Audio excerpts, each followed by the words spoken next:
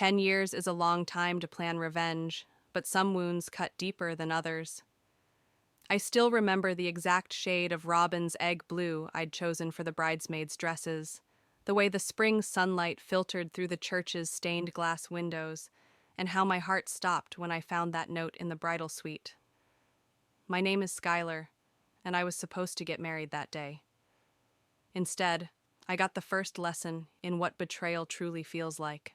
"You need to see this," Ariel had said, bursting into the room where I was having my makeup done. Her face was pale, hands trembling as she held out her phone.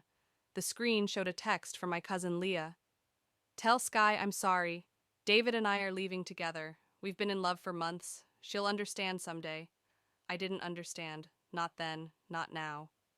"Skylar?" My grandmother Gemma's voice had cracked as she entered the room.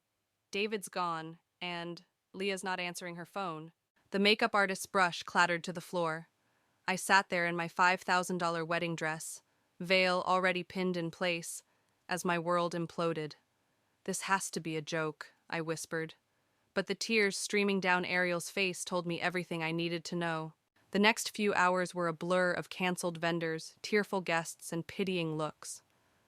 My mother handled most of it while I sat numbly in that bridal suite, still wearing that damn dress, unable to process how my cousin, my own blood, could do this to me. "I'll kill her," Ariel had sworn, pacing the room like a caged tiger.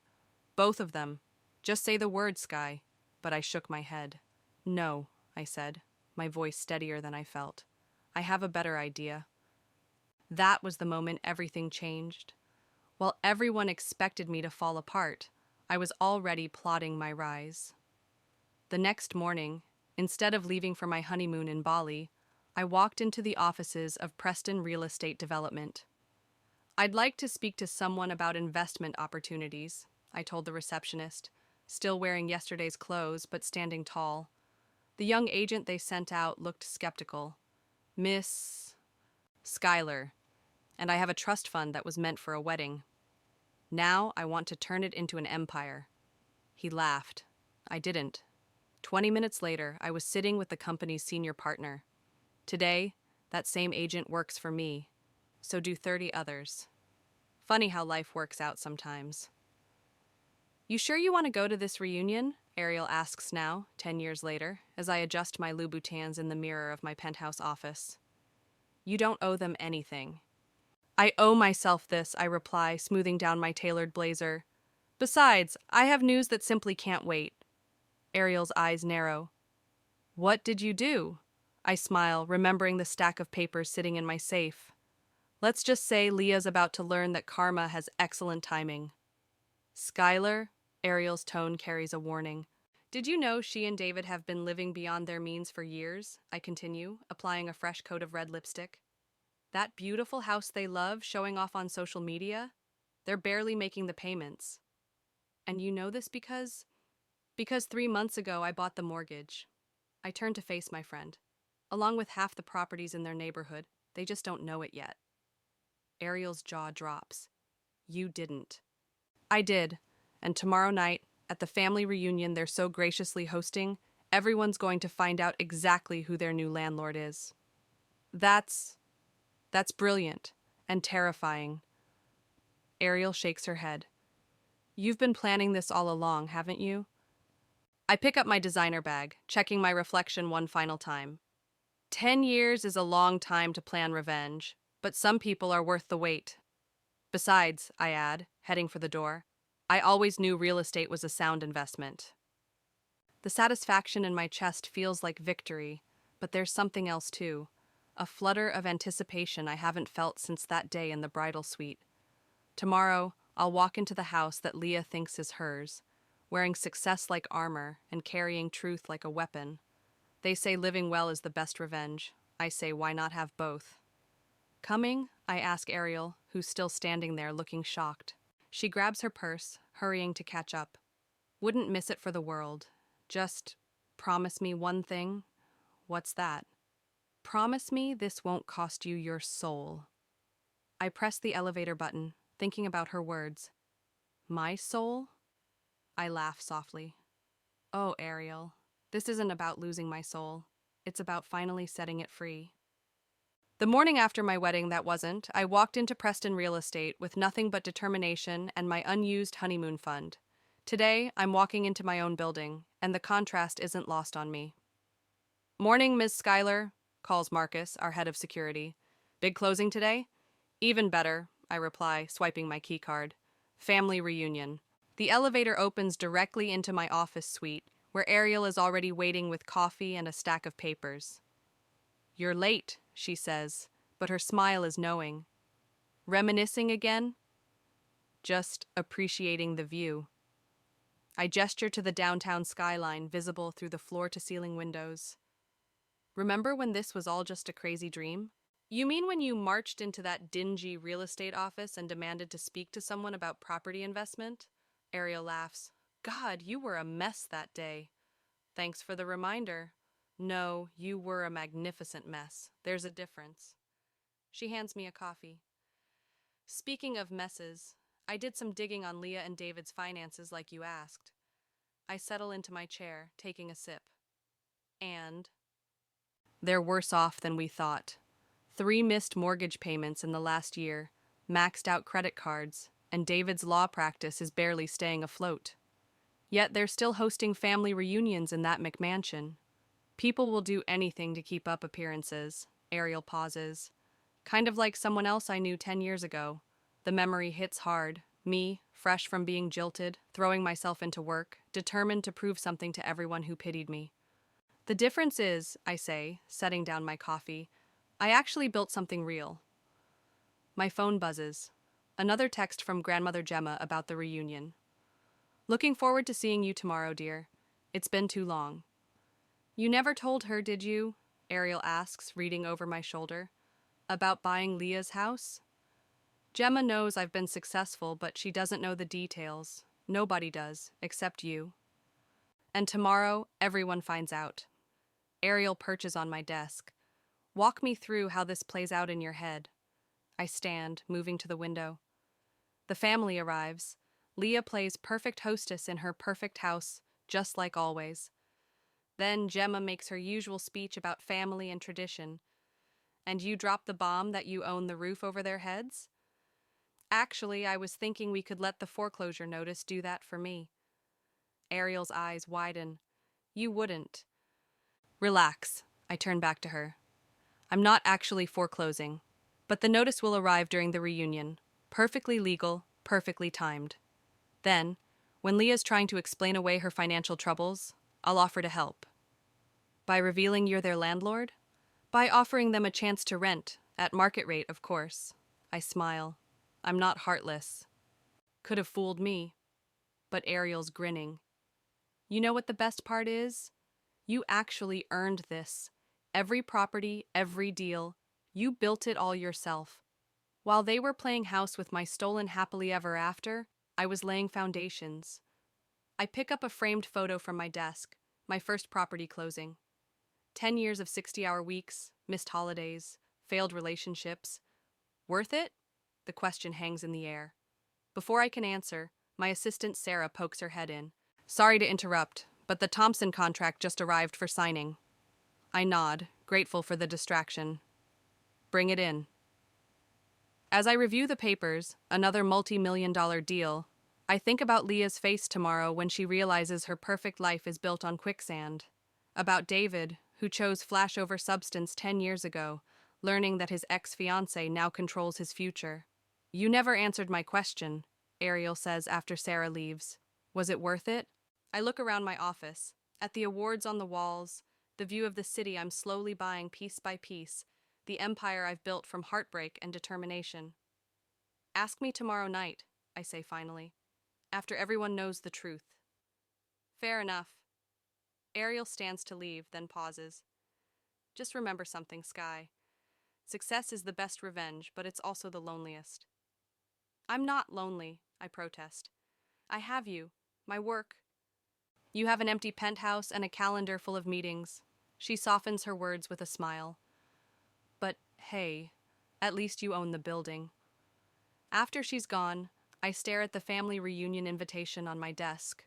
Tomorrow, everything changes. Tomorrow, I finally show Leah and David that they didn't break me.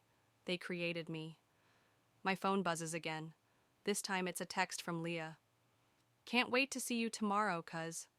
David and I have such exciting news to share. I smile, thinking of my own news. Looking forward to it, I type back. Trust me, it's going to be a reunion to remember. Leah's house looks exactly like her Instagram photos. Perfectly manicured lawn, pristine white columns, and a front door that probably cost more than most people's monthly salary. As I pull up in my Mercedes, I spot David's BMW in the circular driveway, gleaming like a trophy. Ready for this? Ariel asks from the passenger seat. Before I can answer, the front door swings open and there she is. Leah, wearing a designer sundress that still has the tags tucked in.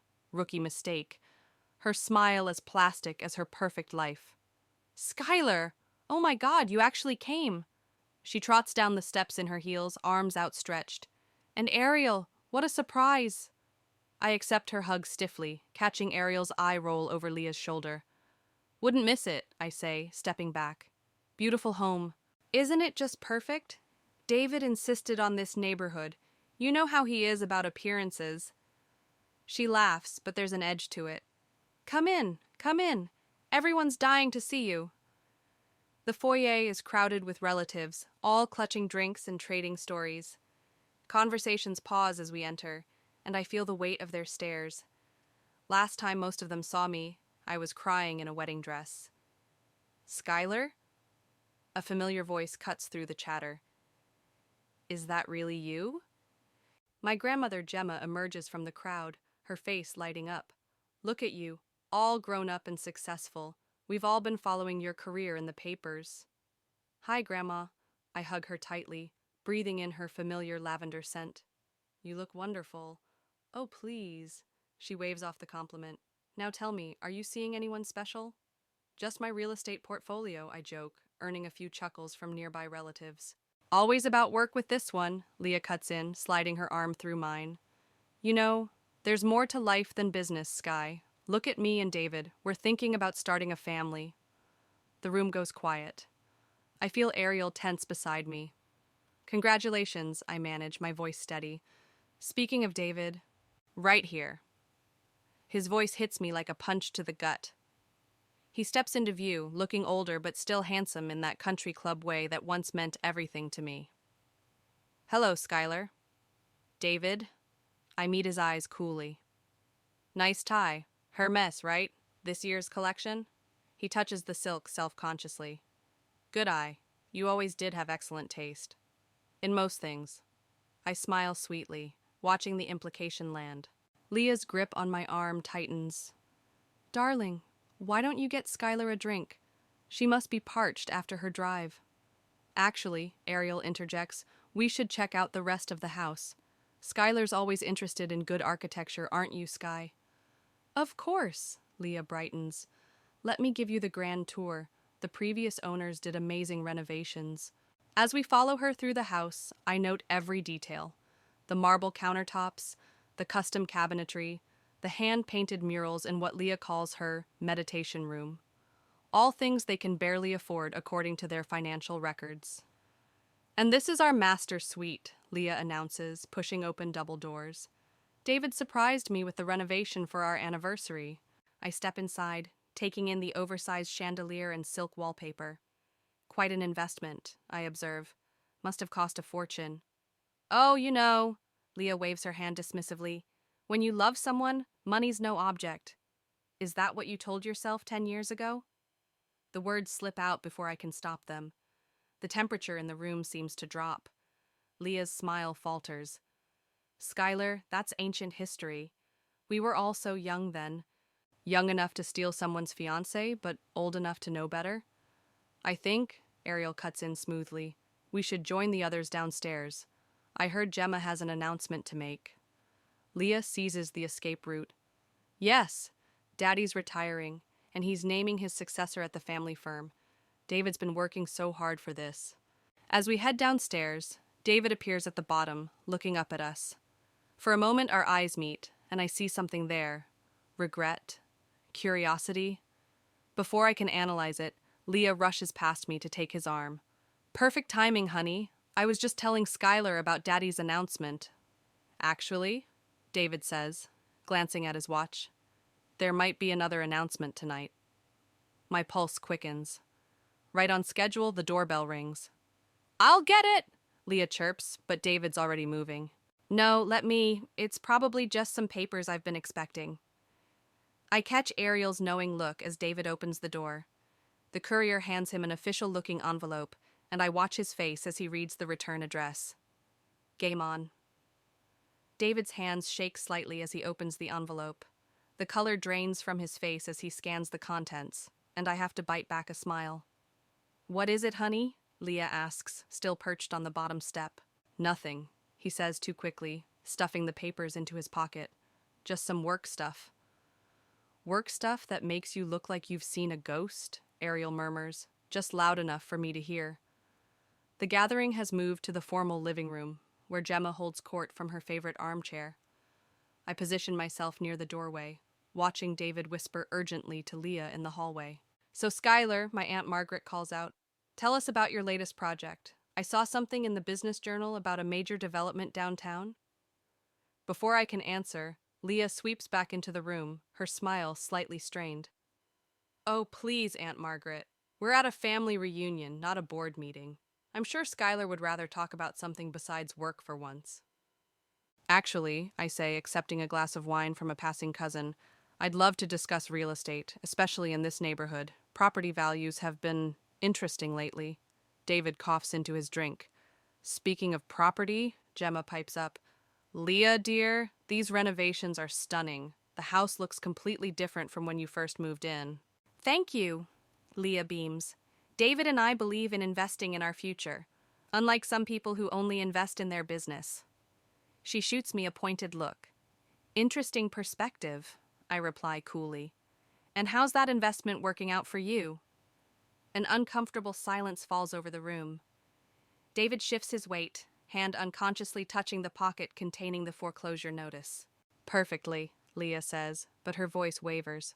We're actually thinking of adding a pool next spring, aren't we, honey?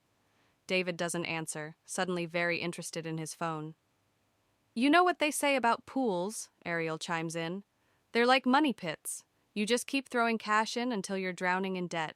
I hide my smirk behind my wine glass as Leah's perfect facade cracks just a little more. Well, I think it's time for dinner, she announces abruptly.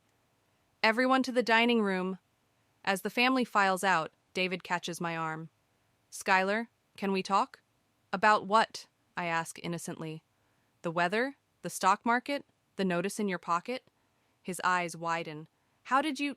David, Leah calls from the dining room. Where are those bottles of Bordeaux we were saving? Coming. He gives me one last desperate look before hurrying away. At the dining table, I find myself seated directly across from Leah, with David to her right.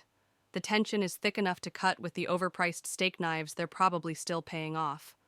Before we eat, Leah announces, standing and clinking her glass, David and I have some news. My stomach tightens. This wasn't part of the plan. We're having a baby. The room erupts in congratulations. I feel Ariel's hand squeeze my knee under the table. That's wonderful news, Gemma exclaims. When are you due? Oh, I'm not pregnant yet, Leah admits. But we're trying, and we're converting the guest room into a nursery. The contractor starts next week. David's fork clatters against his plate. Leah, maybe we should discuss the timing.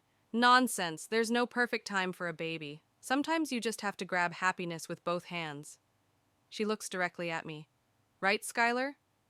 The double meaning isn't lost on anyone. Several relatives suddenly become very interested in their plates. You would know all about grabbing things that don't belong to you, I reply smoothly. But speaking of timing, isn't your father's announcement coming up? Yes, Leah brightens.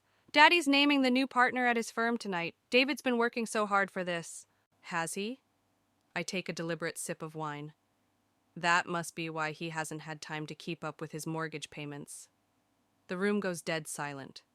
David's face turns ashen, and Leah's smile freezes in place. I don't know what you're talking about, she says stiffly. No? I reach into my purse and pull out a folder. Maybe we should discuss this after dinner, along with the other copy of that notice David received earlier. Leah's hand trembles as she sets down her wine glass. What notice? The foreclosure notice, David says quietly. We need to talk, Leah. As chaos erupts at the dinner table, I catch Ariel's eye. She shakes her head slightly, but I can see she's fighting a smile. Well, Gemma says into the sudden silence, I suppose now is as good a time as any for my announcement. Perfect timing, Grandma. Let the real games begin. Before I make my announcement, Gemma says, rising from her seat, I think we should address the elephant in the room. She turns to Leah and David. Would either of you like to explain what's going on? Leah's mascara is already starting to run. It's just a misunderstanding. David, tell them it's a misunderstanding. David pulls the crumpled notice from his pocket, smoothing it on the table.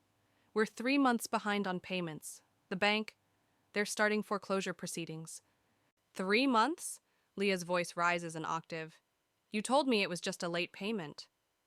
I didn't want to worry you, David mutters. With all the renovations and the new car, which you insisted I needed.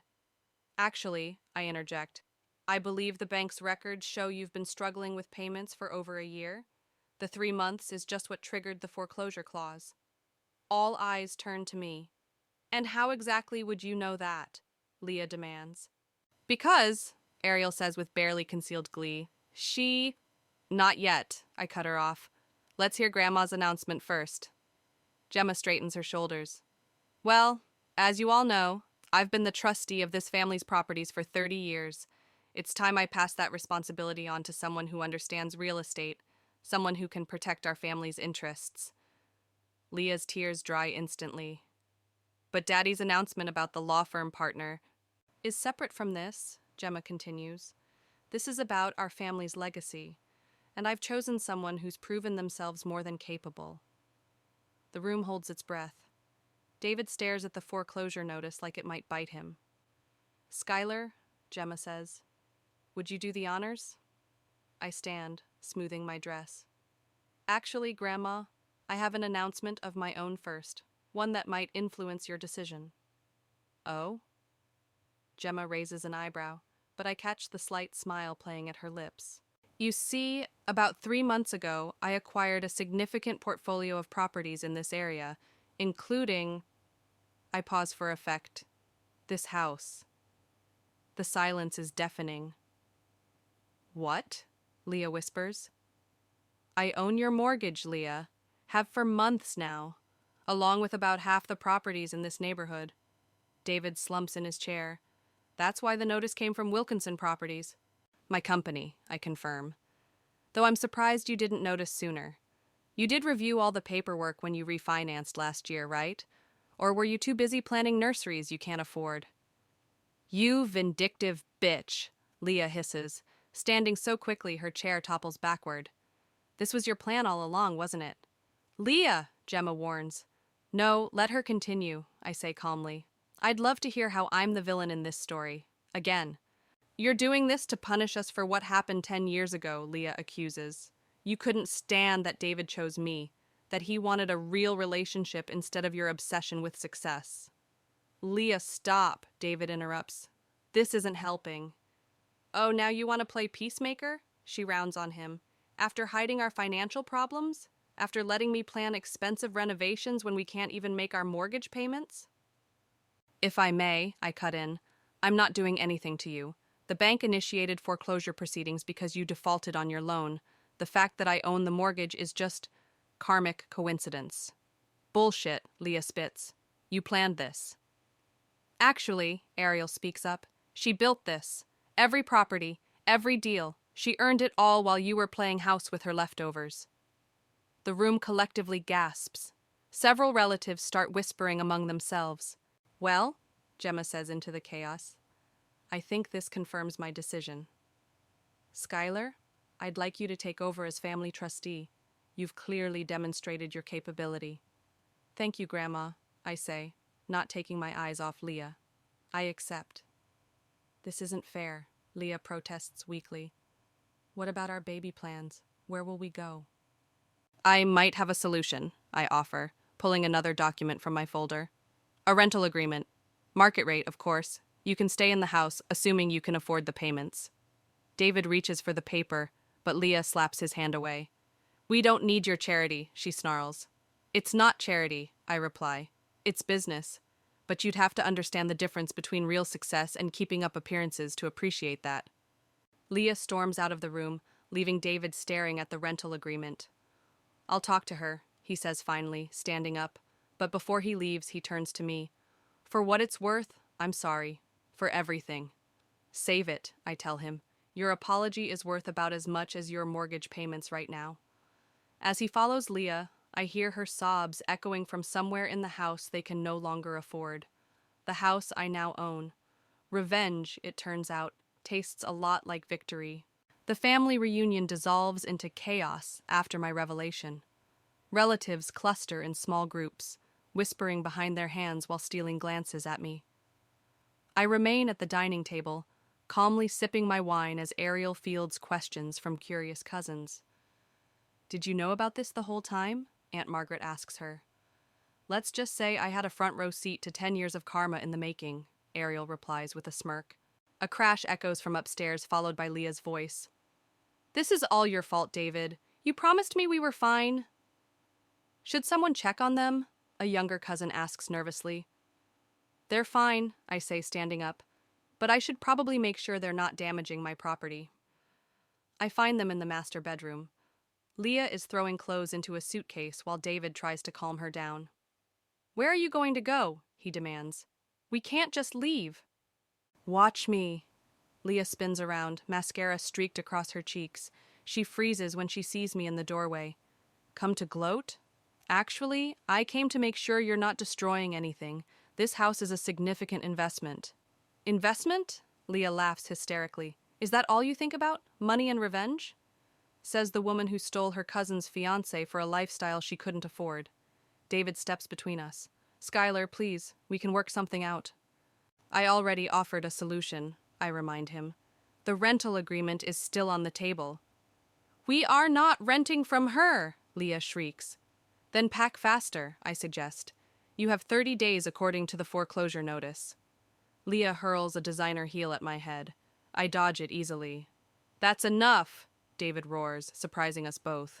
Leah, stop acting like a child. Skylar, stop antagonizing her. Antagonizing her? I step closer.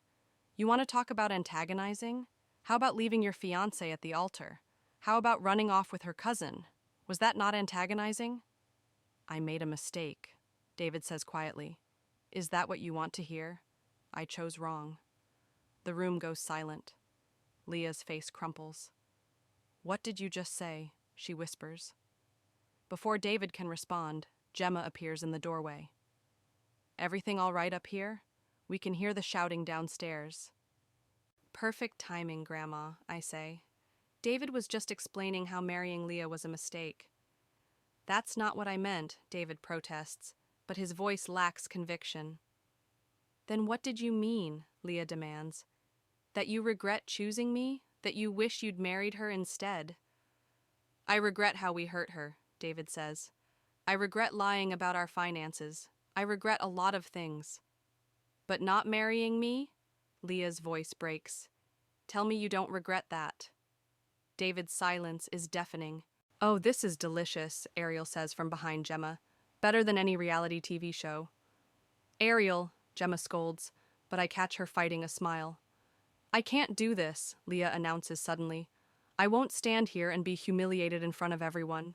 She grabs her half-packed suitcase. I'm going to my mother's. Leah, wait, David calls after her as she pushes past Gemma and Ariel. Let her go, I say. But you might want to stop her from taking that Cartier bracelet. It's technically part of the estate now. David slumps onto the bed. My bed, technically. You really planned all this? Not exactly, I admit. I bought properties in this area because they were good investments. Finding out this house was one of them? That was just serendipity. Serendipity, he repeats bitterly. Is that what we're calling karma these days? Footsteps thunder up the stairs and Aunt Margaret appears, breathless. Leah just drove off in David's BMW. Perfect, David mutters. Now I'm homeless and carless. Not homeless, I correct him.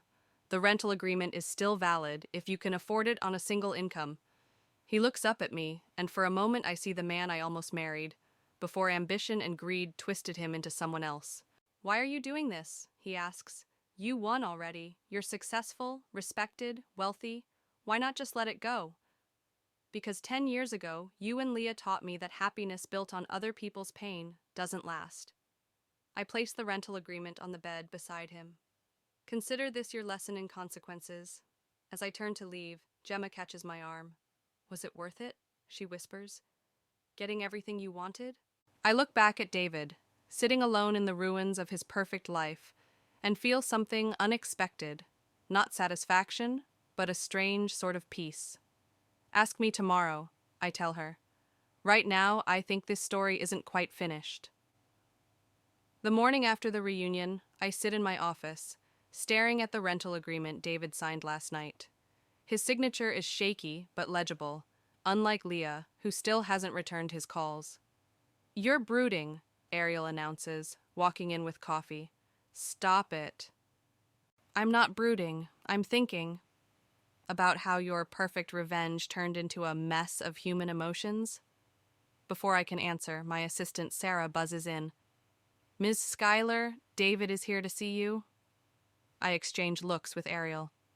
Send him in. David looks like he hasn't slept. His usually perfect hair is disheveled, and his suit is wrinkled. Leah's filing for divorce, he announces without preamble. Congratulations, Ariel offers.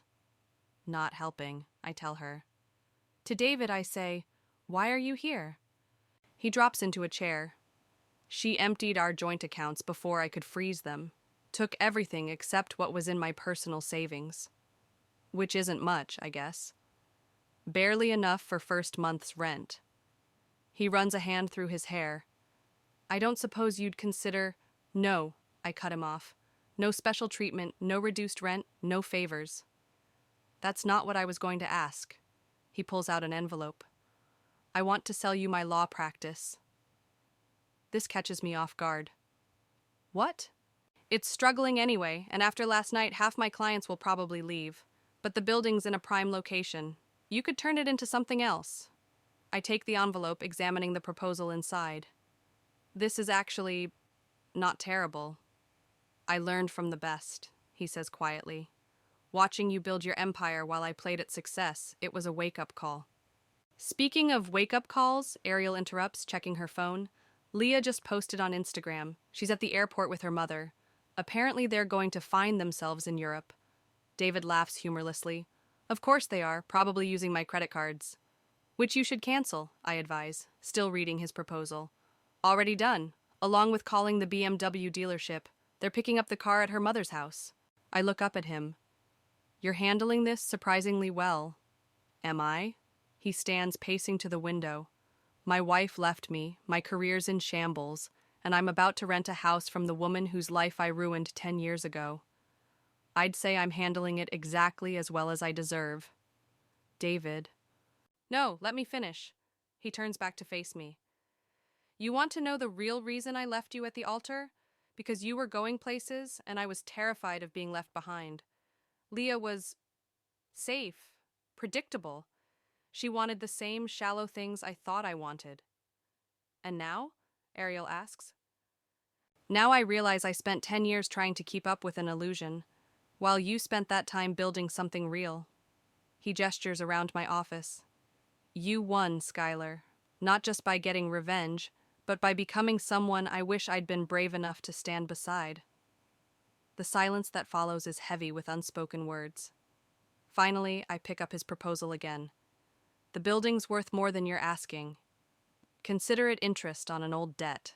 I'll have my lawyers draw up the paperwork, I tell him. But David? This doesn't change anything between us. I know. He heads for the door, then pauses.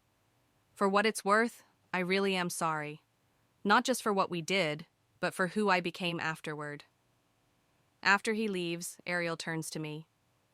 Well, that was unexpected. Was it? I shuffle the papers on my desk. He always did know how to cut his losses. That's not what I meant. She sits on the edge of my desk.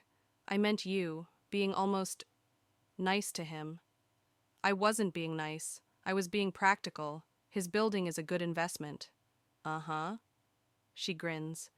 And the fact that you're not gloating about their divorce has nothing to do with empathy? Absolutely nothing, I insist, but even I can hear the uncertainty in my voice. My phone buzzes. A text from Gemma. Heard about Leah and David. Come to dinner tonight. We need to talk about family. Going to go? Ariel asks, reading over my shoulder. I think about last night, about the satisfaction that turned bitter in my mouth, about David's haunted eyes and Leah's desperate escape. Yes, I decide. But first, call my lawyer. Tell her to draw up those papers for David's building, at fair market value. Showing mercy to the fallen? Ariel teases. No, I correct her. Showing them what real success looks like. It's not about destroying others. It's about building something worthwhile. Now that, Ariel says, sounds like a lesson worth learning. I look out at the city skyline, my city, built from the ashes of heartbreak, and for the first time in 10 years, I feel truly victorious. Gemma's house smells like pot roast and wisdom when I arrive for dinner. She's waiting on the porch, 2 glasses of wine already poured. Quite a show you put on last night, she says as I sit beside her. You knew, didn't you, about the house? She smiles. I may be old, but I read the business section. When I saw Wilkinson Properties buying up the neighborhood, I connected the dots. Is that why you chose me as trustee? I chose you because you understand something Leah never did. She takes a sip of wine. The difference between having power and wielding it wisely. My phone buzzes. Another Instagram update from Leah, this time from Paris. The caption reads, "Starting fresh. Some people collect properties, I collect experiences. Blessed pour new beginnings." She's still taking shots at me, I observe. Because you still have power over her, Gemma says. Question is, what are you going to do with it? Before I can answer, another text comes through, from David. Lawyers approved the building sale. Thank you for being fair about it. Speaking of power, I show Gemma the message. I could have taken his building for nothing. He was desperate. But you didn't. She pats my hand. That's growth, dear. The doorbell rings. To my surprise, Ariel walks in with a bottle of champagne. Don't look so shocked, she says. Gemma invited me. Said something about witnessing the end of an era. The end of what era? I ask. The era of letting past hurts define your future, Gemma replies. Now both of you, help me with dinner. In the kitchen, as we work, Gemma tells stories about my mother, about Leah's mother, about family dynamics I never understood as a child. Your mother and her sister, Leah's mom, they had the same rivalry, she reveals. Always competing, always trying to one-up each other. I watched it poison their relationship, just like I watched it poison yours and Leah's. Leah started it, I protest, but the words sound childish even to me. Did she? Gemma hands me plates to set the table. Or did she just finish what was already brewing? My phone buzzes again, an email from my lawyer about David's building sale. Sign the papers, Ariel advises. Let it be done. I pull up the documents on my phone, staring at the signature line. If I do this, if I buy his building at fair value instead of taking advantage, then you prove you're better than they were, Gemma finishes. Not because you won, but because you chose to win differently. I sign the papers digitally, then pour the champagne Ariel brought. To new beginnings, Ariel suggests. To ending cycles, Gemma corrects, raising her glass. And to understanding that true power isn't about who owns what, but about who we choose to be when we have the upper hand. My phone lights up one more time. A message from Leah. I'm sorry, for everything. Not asking for forgiveness, just needed to say it. Well? Ariel peers over my shoulder. Are you going to respond?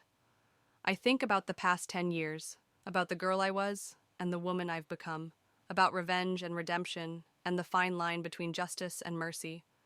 Actually, I say, picking up my phone, I am. I type, the house is yours to rent when you return, at fair market value. Some things are worth more than revenge. Proud of you, Gemma says softly. Don't be too proud, I warn. I'm still charging them full price. Ariel laughs. That's our Skylar, compassionate but practical. I'll drink to that. Gemma raises her glass again. To my granddaughter, who built an empire but didn't lose her soul doing it. As we sit down to dinner, I realize something. The victory I wanted wasn't in owning their house, or buying David's building, or watching Leah run away to Paris.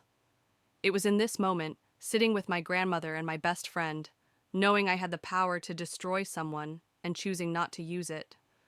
You know, Ariel says, passing the pot roast, this means you're officially the family matriarch now, the one who holds all the power. No, I correct her, smiling at Gemma. It means I finally understand what real power is. It's not about what you can take from others, it's about what you choose to give back. Even to those who hurt you? Gemma asks. Especially to those who hurt you. I raise my glass one final time. Because that's how you break the cycle. That's how you win for real. And sitting there, in my grandmother's warm kitchen, with the taste of victory transformed into something sweeter than revenge, I finally feel free of the past that drove me for so long. Sometimes the best revenge isn't about getting even, it's about getting better,